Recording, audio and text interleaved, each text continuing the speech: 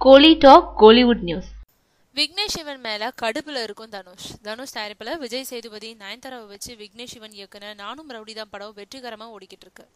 நானும் ரவுடிதான் படத்தோட ரிசல்ட்டை கேள்விப்பட்ட உடனே விஜய் சேதுபதியை கூப்பிட்டு தன்னோட பேனர்ல அடுத்த படத்துலயும் நடிக்க அட்வான்ஸ் கொடுத்திருக்காரு தனுஷ். ஆனா நானும் ரவுடிதான் படத்தோட இயக்குனரான விக்னேஷ் சிவனுக்கு ஒரு ஃபோன் கூட செய்யல.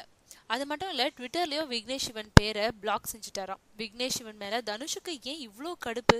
நானும் ரவுடிதான் படத்தோட கதையை தனுஷ் கிட்ட சொன்ன போது இத்தனை கோடியில படம் எடுக்கிறதா சொல்லியிருக்காரு. ஆனா சொன்னதை விட படத்தோட செலவு அதிகமாயிடுச்சு. அது போக படத்துக்கும் கிடைக்கலன்றதுனால வரி விலைக்கும் கிடைக்கல. இதனால படம் சிறப்பா ஓடிக்கிட்டு இருந்தாலும் தனுஷ்க்கு பெரிய லாபம் ஒன்றும் இல்லையா. இதனாலதான் அவர் மேல செம கடுப்புல இருக்காராம் தனுஷ்னு குடம்பாக்கத்துல பேசிக்கிறாங்க.